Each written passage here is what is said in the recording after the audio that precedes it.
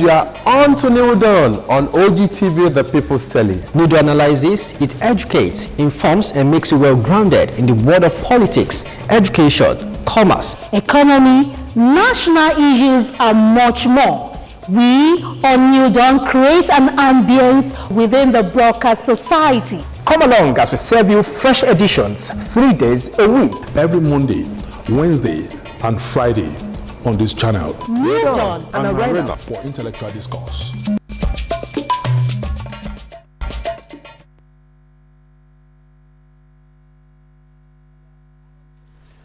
You're welcome to Newdawn again. Of course, the first edition for the year 2020 with me, Hakeem Akitunde and Charity James. Of course, we have two wonderful gentlemen in the house to look at this issue that we are going to be putting on the front burner for now.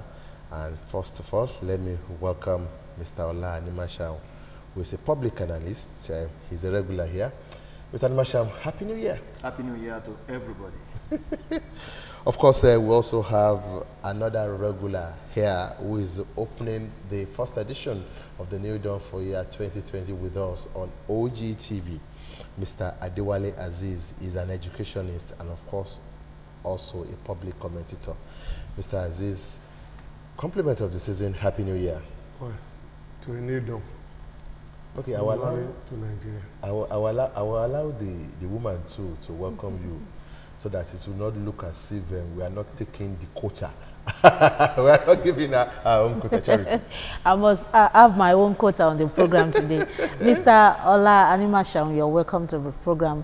Thank you for always heeding our calls on Newdawn and OGTV. And Mr. Aziz, you're welcome to the program today. Happy New Year to you both. All right, the focus of discussion will be 2020 issues and challenges. And of course, we woke up this morning. We saw a letter from Mr. President on a new year, a whole lot of visuals, touched on the federal government's achievement, touched on Nigeria challenges, touched on the focus here and there. Yes, starting from that premise, Mr. Animasham, how far so far? It's another new year. Well, thank God for everything. It's a potpourri.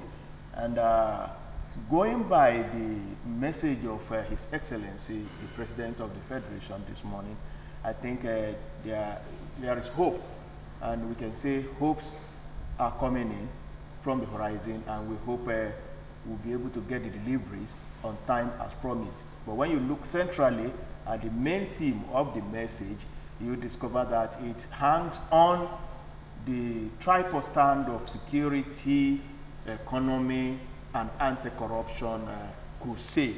And I think we will elaborate further on it.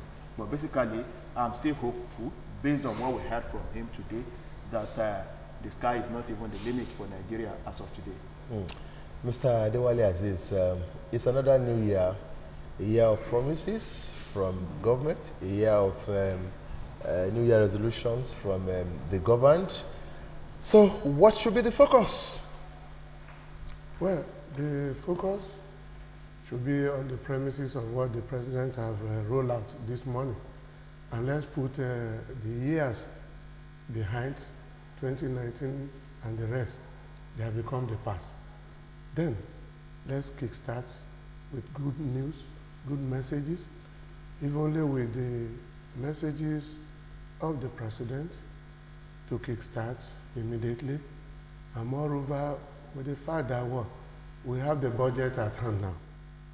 There's nothing stopping the President to move on immediately in the month of January, so that we will not be having unspent budgets and unfulfilled promises that can call for agitation in the minds of the good people of Nigeria. Okay, Mr. Aziz, I will start with you. We have this presidential message year in, year out. Do you think this message that comes every year, is it necessary for Nigerians every first day of the year? Is the message necessary? Well, it has become the tradition for a message to be rolled out on the first. At least, if you say it's not necessary, looking at the town in the last 1 week, you see everybody preparing for the new year. And when you are preparing for the new year, some will even come with the fact that, well, they will make a new resolutions. Yeah. All those resolutions, it may be fulfilled, it may be halfway, and it may get lost on the table of that where you prepare it. But when you give the hope, at least it's give the people the guideline to say at least the presidency is even talking with heart, with read.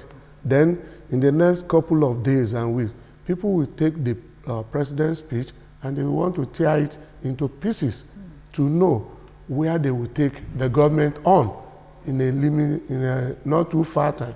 But if the president just kept quiet, we wouldn't know where we stopped and where we continue. Like all the pages and the speeches made is giving us the hope that, well, at least they are preparing something for 2020.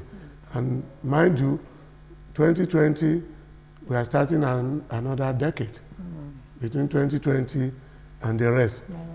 We want to see how the nation moves forward.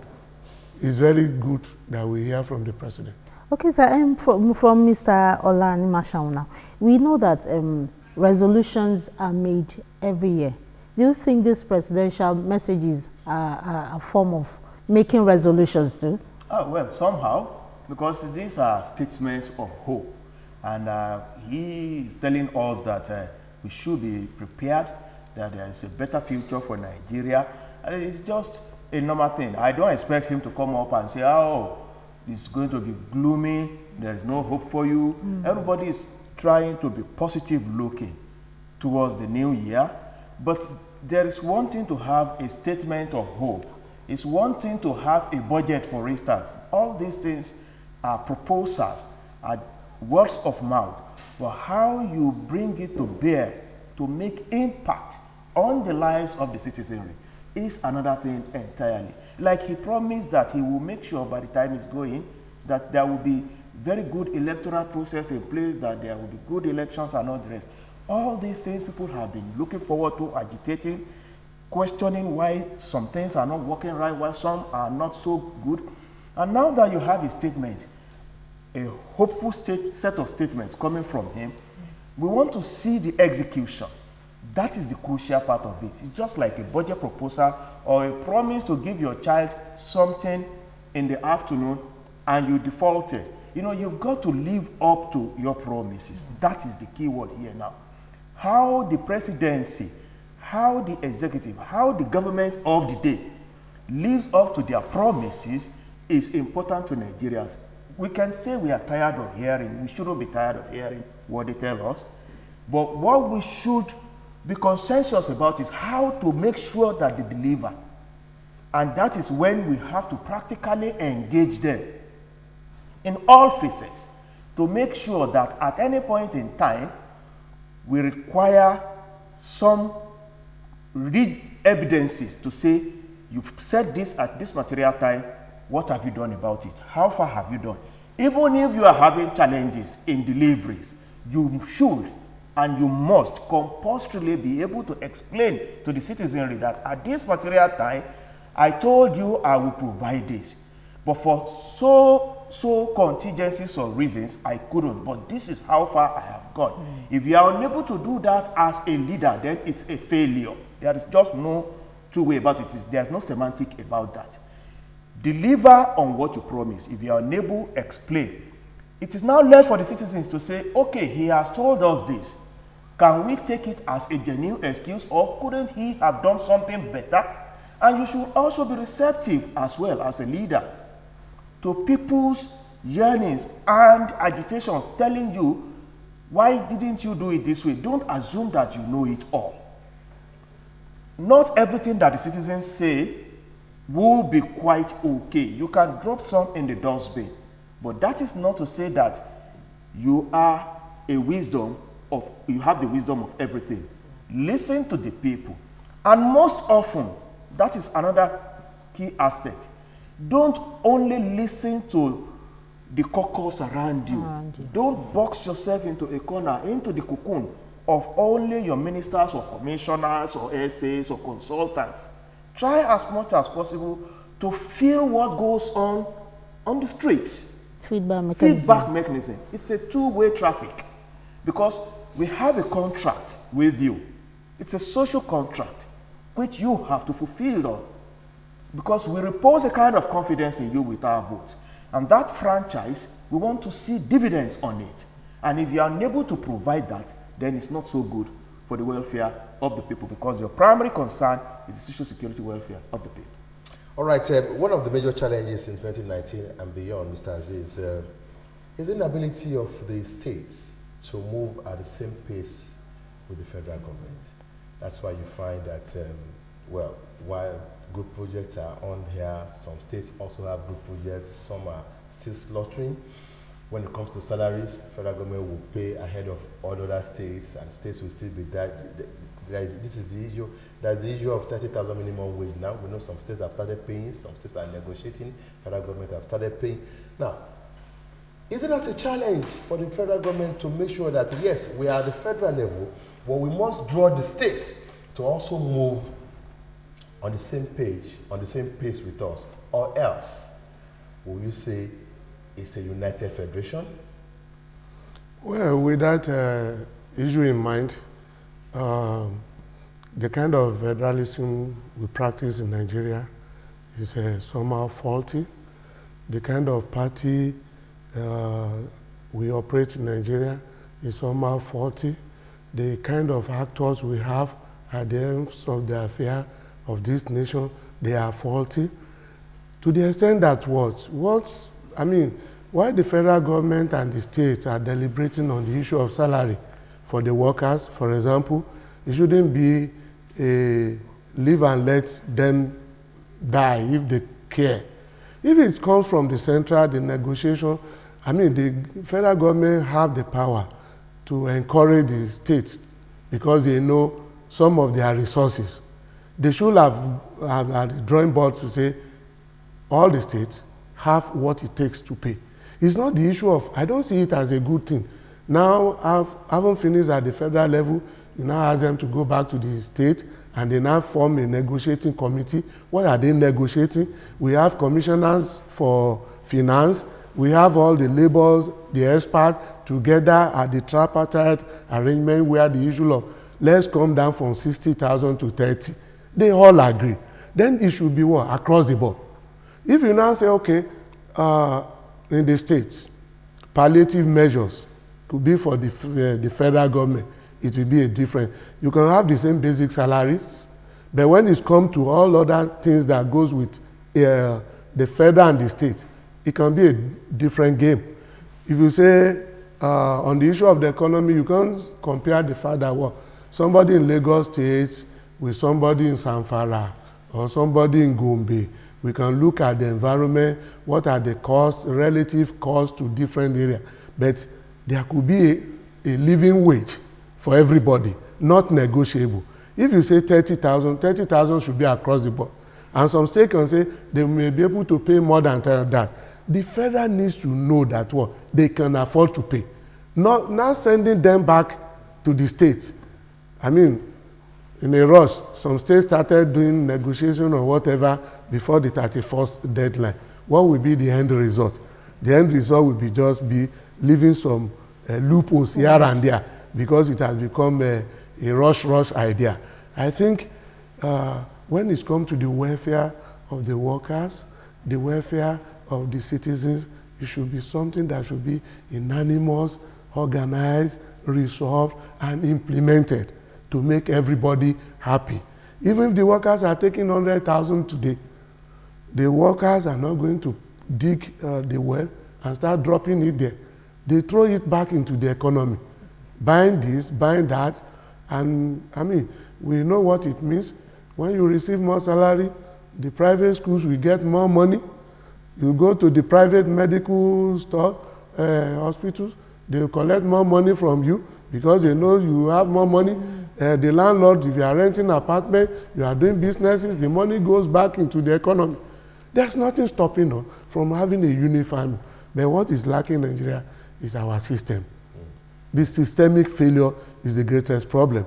And then, if you look at maybe the way I study some other countries of the world, there are two things that is propelling them. sacrifice, an ability to make sacrifice for others to live, and discipline. Mr. Marshall, if you look at the president's speech one more time, I think, I don't want to go into elections because I know that it will take some years before we will continue to upgrade, so to say. Sure. But we know that you should talk about, look at the economy, anti-corruption crusade, the security, and job creation.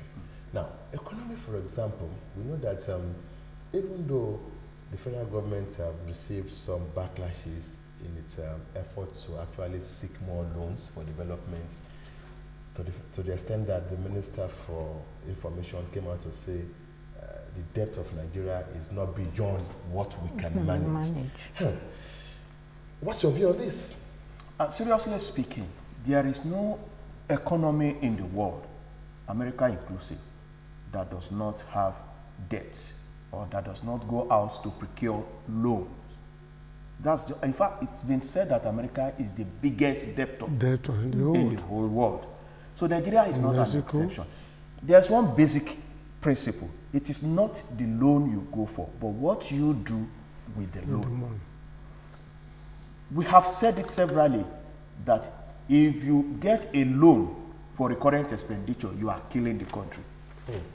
But if it is for capital ventures that will manifest, have ripple effect in productivity, then it is good for the country. People may be saying that, yeah, the loan ratio, the debt profile, and what have you. But is the government trusted enough to go for the loan? That's one thing.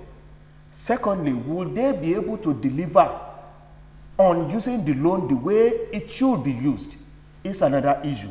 So what we are thinking and looking at now is, it is not a bad idea to go for the loan. Go for it, as long as it will enhance the economy. But the basic but is, how do you dispense with the money?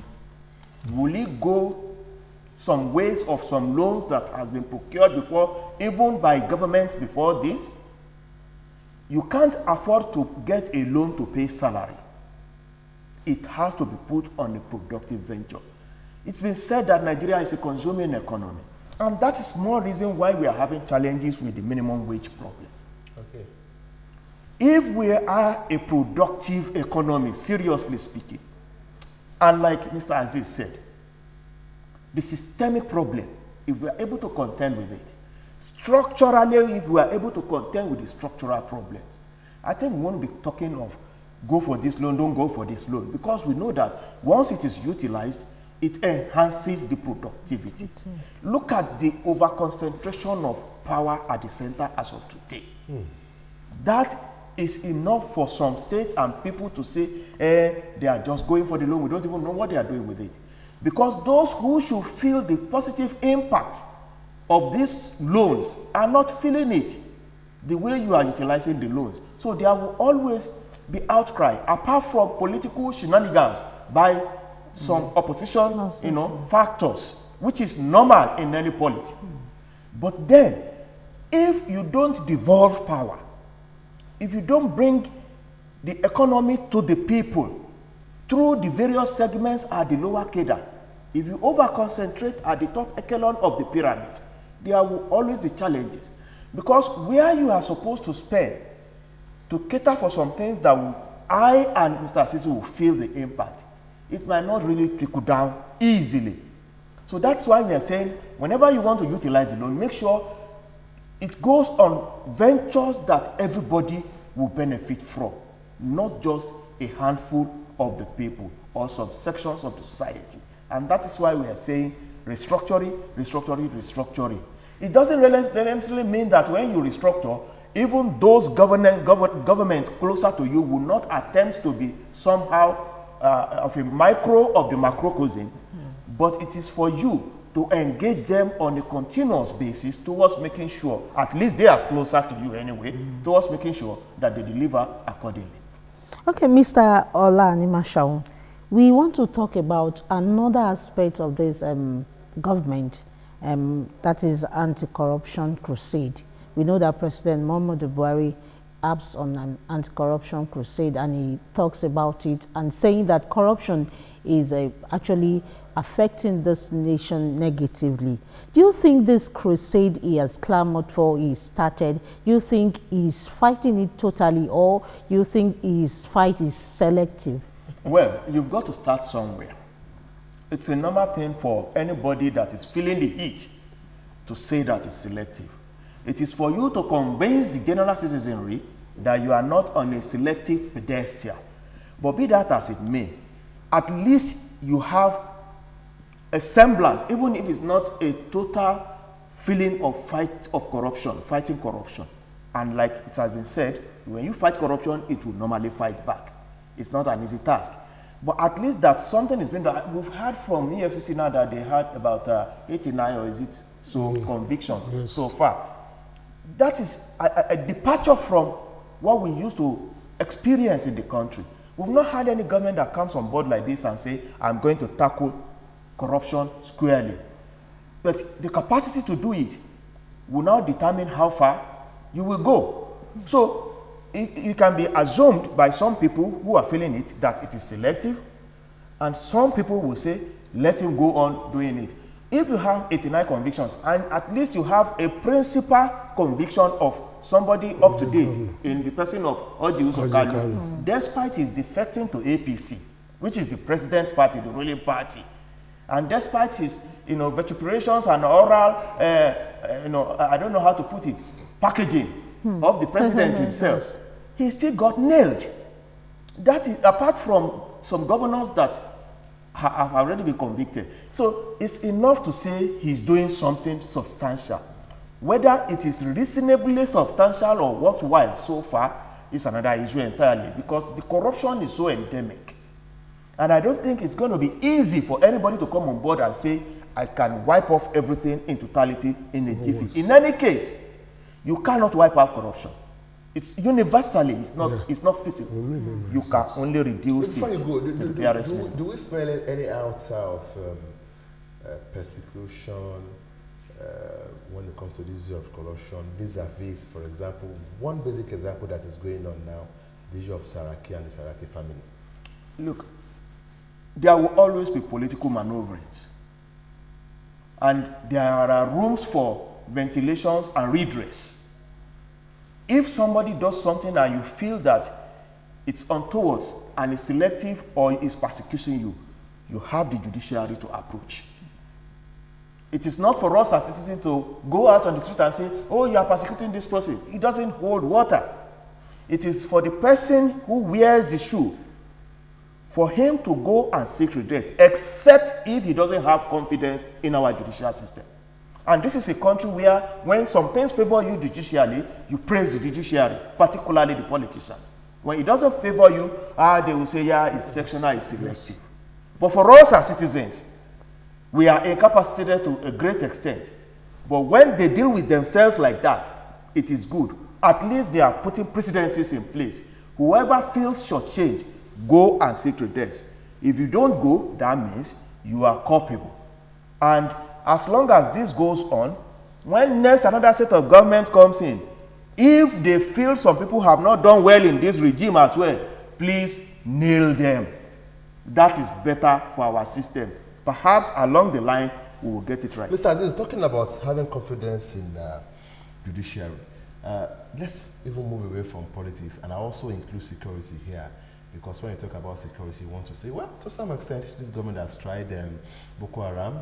They are now snippets, so to say, and of course, the issue of kidnapping, blah, blah, blah, it's not on a daily basis or as regular as it used to be. But being that as it may, is it the best we can do? That is one. Secondly, talking about the judiciary, we always hear about the start of some ceremonial cases. But what is wrong with our judicial system? Can't 2020 be a difference? For example, of a robbery. Despite all the evidences that laymen can see anyway, we are not lawyers, we are yet to see if they are convicted. The concluding part. The concluding part.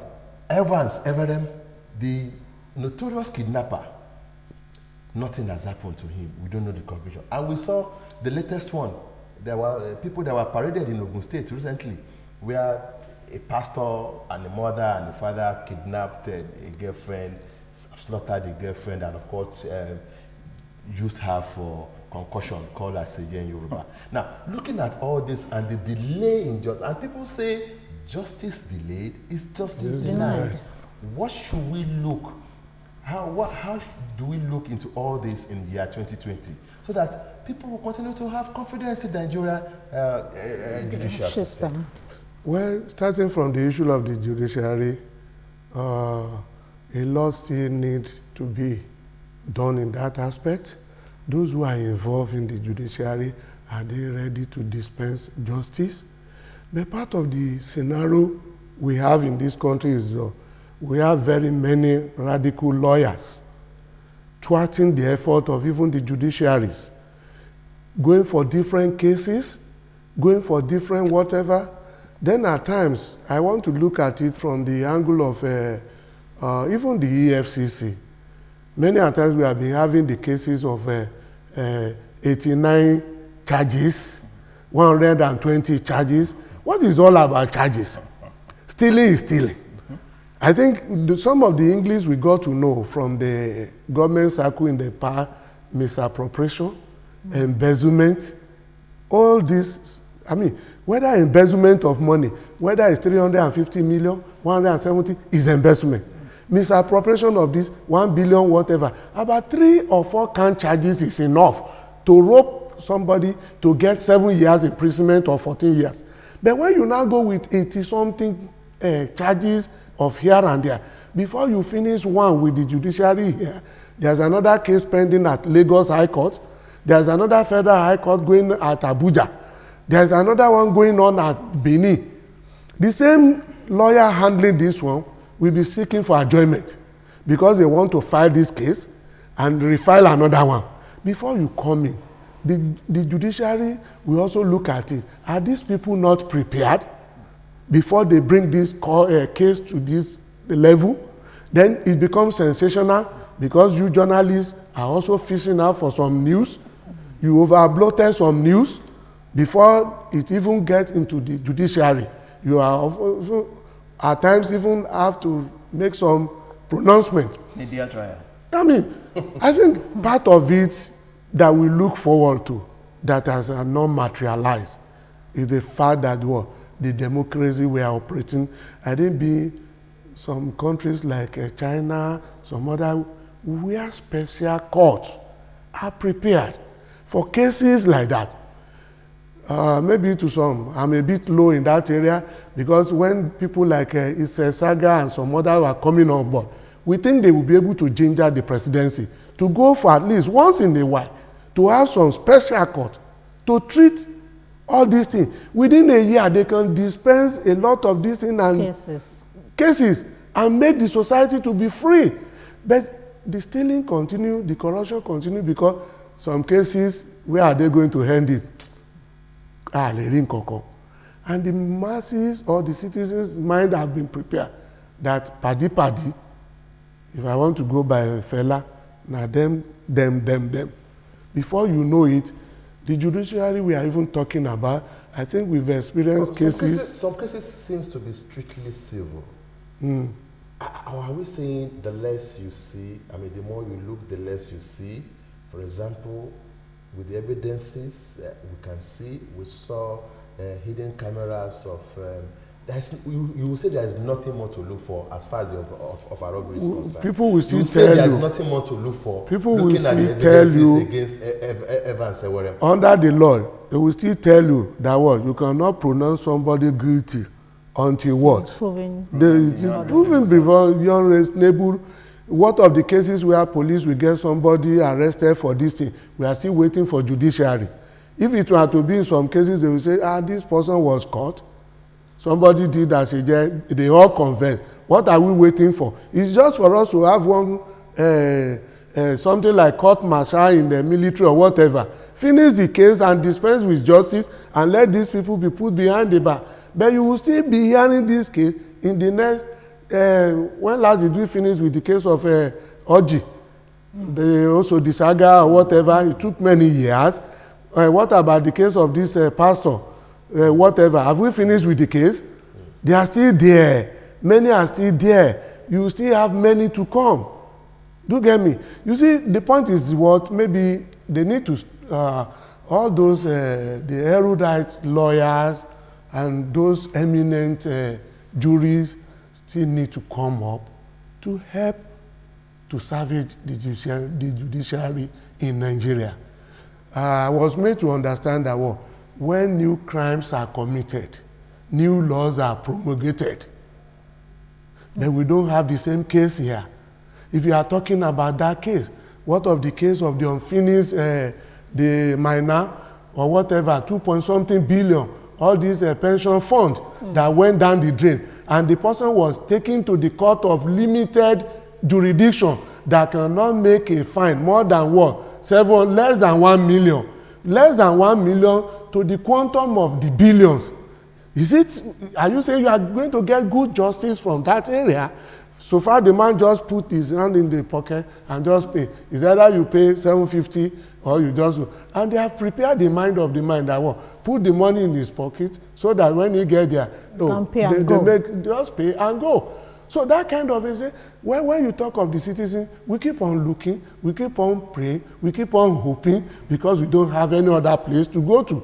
If it is the case of peanut, whatever, somebody who is hungry went into my father's barn, stole 12 yam, 12 yams, 12 tubers of yam. Why can't we just say, okay, Mr. Man, you need this yam. We have start cutting it into pieces, cook the yam, and let your family eat. And we deliver the judgment and say, because they are hungry. But when it is that case, in fact, the box of that television of 20 years that is no more fashionable, somebody stole it. They will display it at what do you call it? Ishabo courts, and everybody will say, hey, this thing. But the case of the cool money, it goes a long way. So we'll keep on hoping that there will be improvement in the judiciary, and then the little they are able to do in a year, they should keep on moving so that we get more conviction from the court. It's not that they are not doing some, at least the cases that are with them. If you see some of these judiciary, they will even tell you the number of personnel with the number of cases that are there. It's people like you and I that doesn't have anything to do with the court. But there are many cases even in the court that they cannot even finish. The civil is there, the criminal cases is there. So many cases are pending, even within the judiciary. The land matter is there for so many years. They cannot even finish some land matter in the next 25 years. So when we go into that area, I think we can see improve on that. But if you talk of security, it's another ball game. Yeah, so, Mr. Olanimashao, we want to look at another aspect of this government, the social investment program of the presidency. We know that this program is targeting youth especially, and with the hope of making employment, generate more employment for our youth in the country. Do you think the government, this Buhari administration, have been able to do more, much more on this aspect? Well, they are trying their best, but their best is not yet the best for Nigerians. Let's be sincere with ourselves, because there are the figures of the unemployed, so many. And they are talking of the unemployed, and you still have the category of the underemployed. There are so many underemployed. I don't know which one supersedes the other. It's not enough to say I'm doing something. Is that thing you are doing enough to make ends meet for your family? Is it worth it? You see, in a normal system, unemployment benefits are given to those who are unemployed. And the underemployment also benefits, just as the invalids.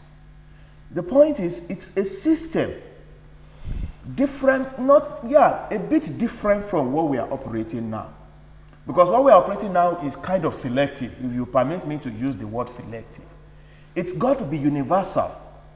It has to cover almost everybody, if not everybody, that is having challenge with employment. But how do you do that in a country when you don't have a data system in place? So at the end of the day, you are most likely to be giving benefits to those who are more closer to those in power.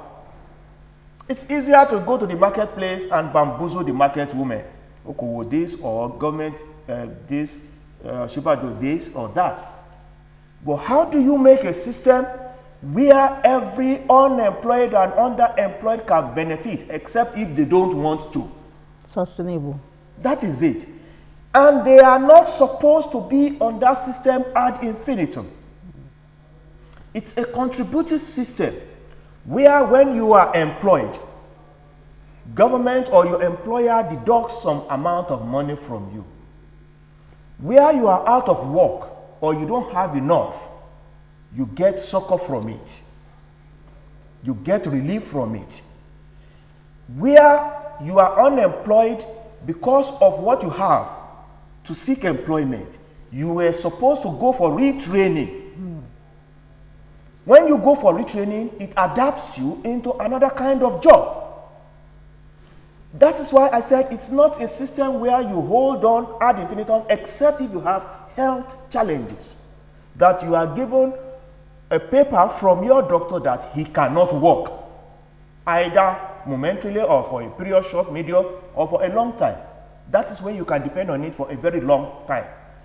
But it is something that gives you a succor for a short term or a medium term, pending the time you get another employment, or you get retrained for another kind of job, or you get something that will reduce your over-dependence on the social benefit. But the system we have now, we don't have a data. Yes, NIMC is doing something, but how far can we say that almost every Nigerian have their social security number, which they call the NIMC number here? If you don't have that, you cannot get anything from the government, because we've got to identify that this is Ola Animasham. This is where he is staying. That will give you the opportunity to know how to handle this. If you don't know how many people you have as citizens, or how many are in need of support, how do you cater for them?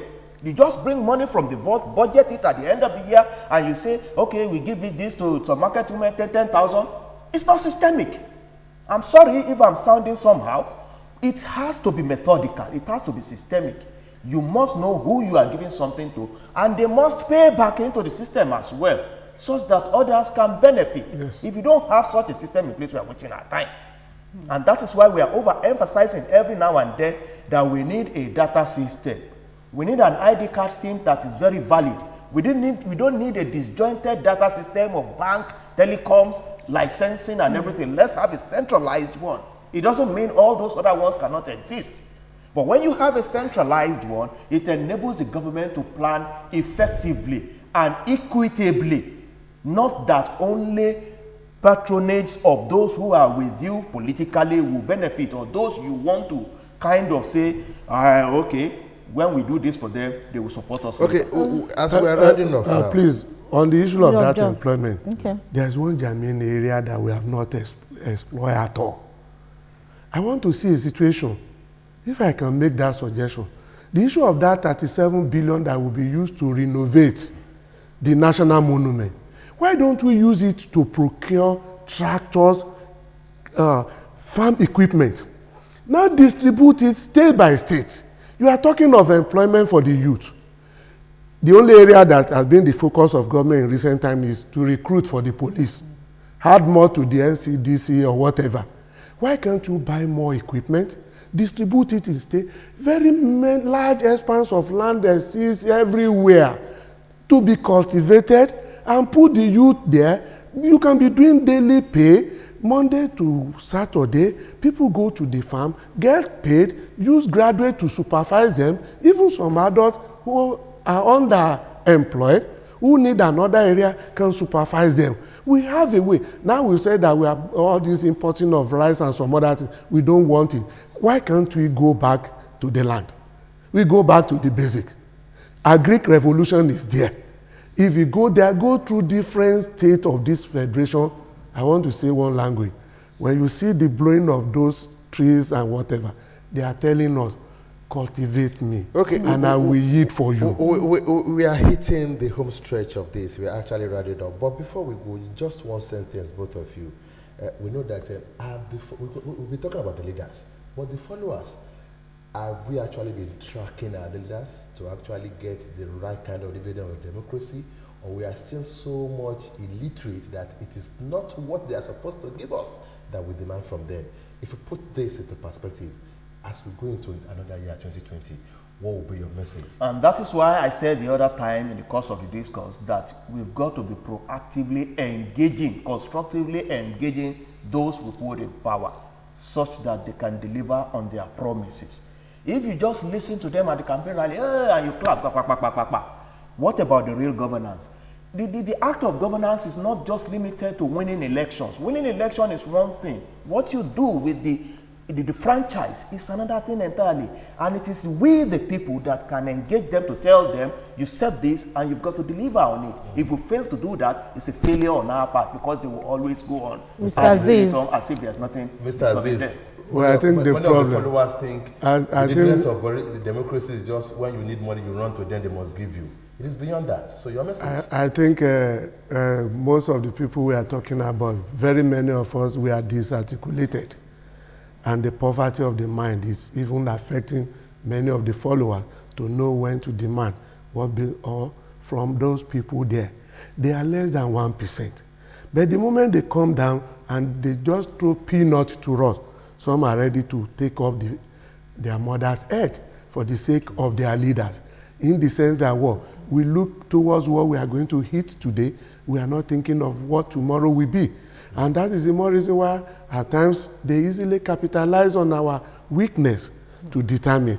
At times, many of the followers, they were just too docile.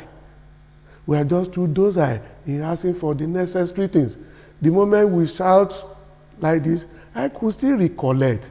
If we can face Abacha era during the 1993 election, whatever, penultimate, maybe IBB and whatever. And for almost 5 years, we were taken to the street nearly every day. We are like the spirit that we cannot use the same spirit to fight or to challenge our democratically elected leader. But here they know the way they manipulate us. Throw some money into the world, give to the party chairman, they forget Ola Animasham. He will always be talking on the radio. Leave him, don't call him. He will spoil our fun. When last did you have the village square where you meet, you have a robust discussion? Do you even know the secretariat of some of your representatives at Abuja? That's a word for us to think about. It's nice having you on the program, on this segment of the program today, Mr. Ola Animashaw and Mr. Adewale Aziz. Thank you for coming and discussing and putting us on the path to ensuring that 2020 is a better year for us in Nigeria. Thank you for coming. Of course, we'll be discussing 2020 issues and challenges. Just as we said, we have two wonderful discussants here. And of course, we want to thank them, just like Charity did. Mr. Animashaw, thank you very much. Mr. Adewale Aziz, we want to thank you very much also. Thank you. We'll take this quick break, but of course, the first edition of Newdawn in the new year still continues. Go nowhere.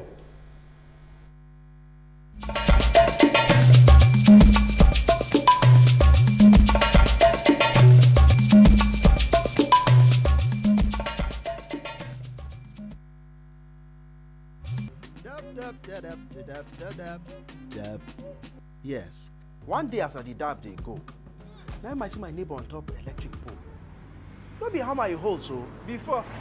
So? Climb every day. Come on electric bill. You not gree pay. Waiting concern you for there. I beg you. Come over here. Government property. Now my property. If you don't come down now, I go report. Don't be only report. Now report card. Okay, oh.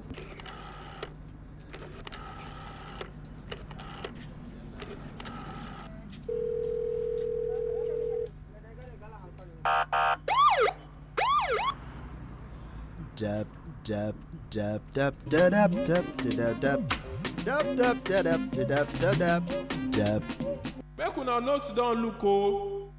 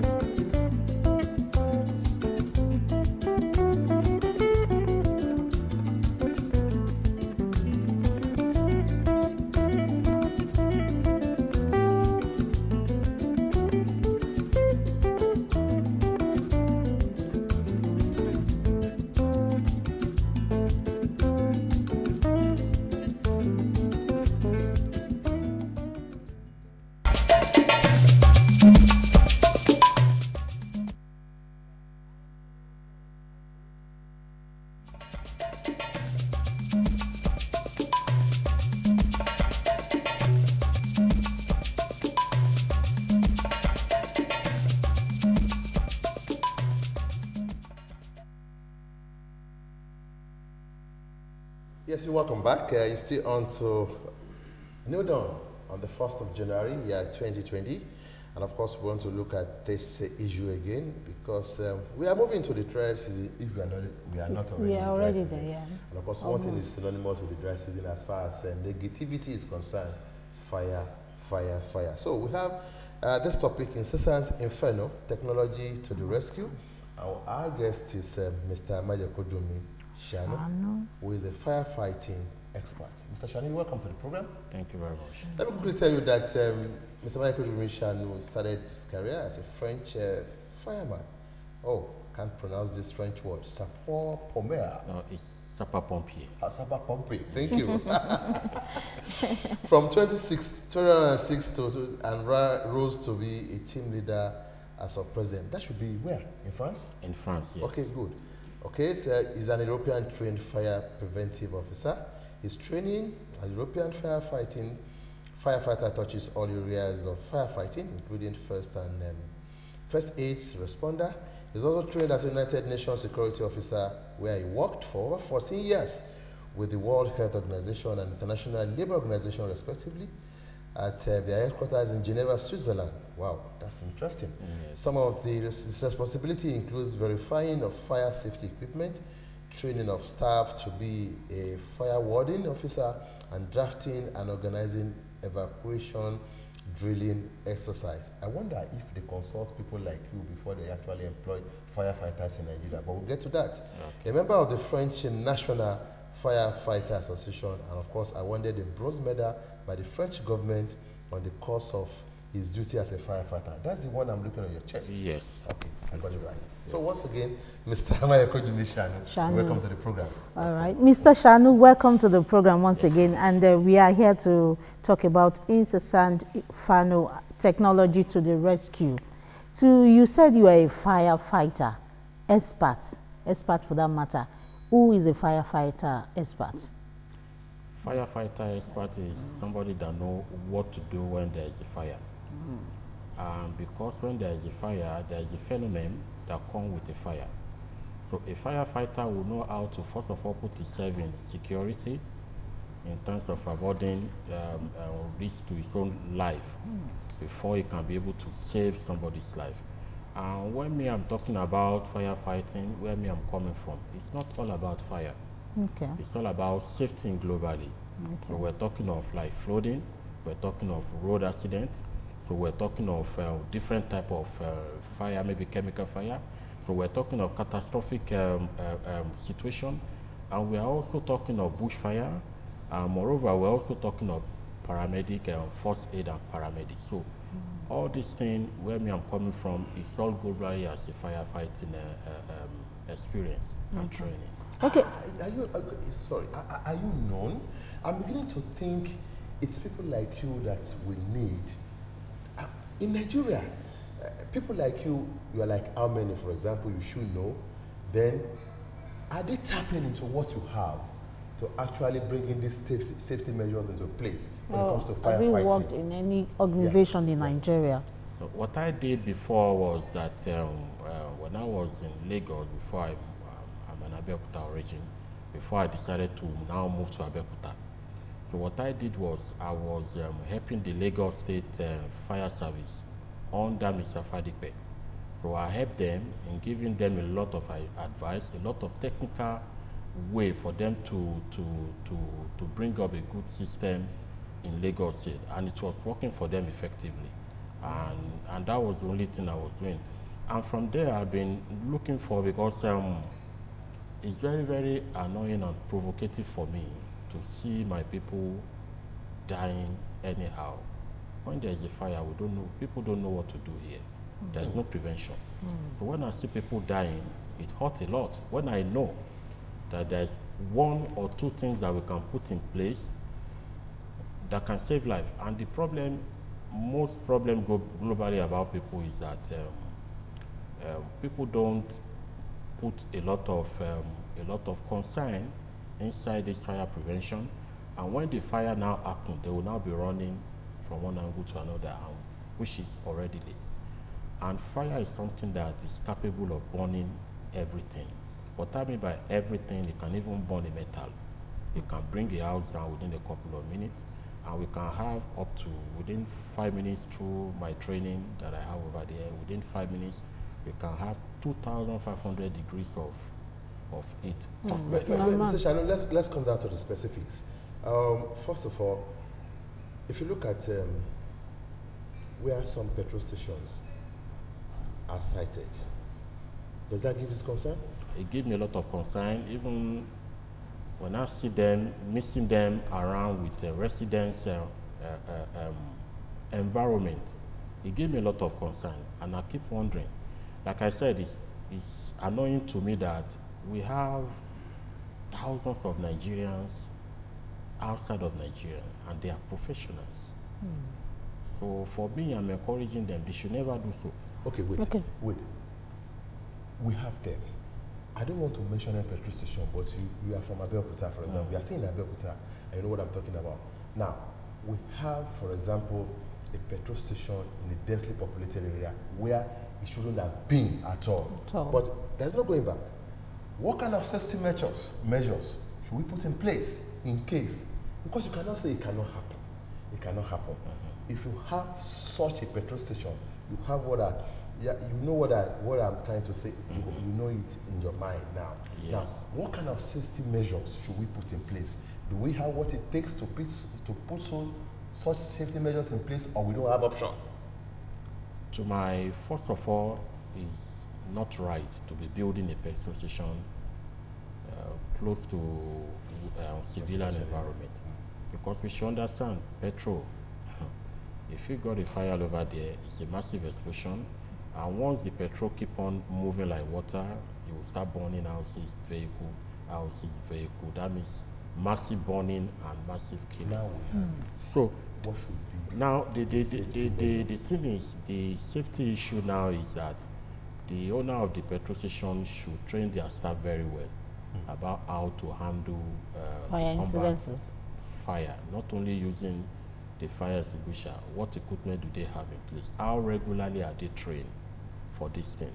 So these are the most important thing that we found everywhere. And we know fire extinguisher have categories, and the one they use for fighting petrol fire is different. Then what about our fire service? What are they also doing?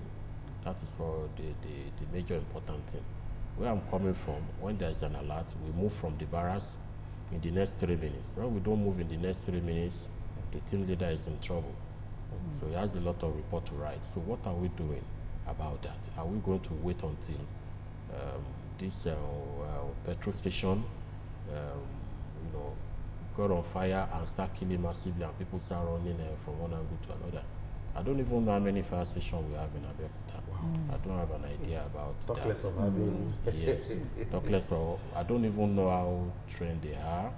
I don't know their capacity, because I have not done investigation to that for me to be able to know. But I think the owner of a fire station should take a responsibility, a big responsibility, in putting in their staff in a lot of training and a lot of drilling. Not only training them, it has to be a constant drilling.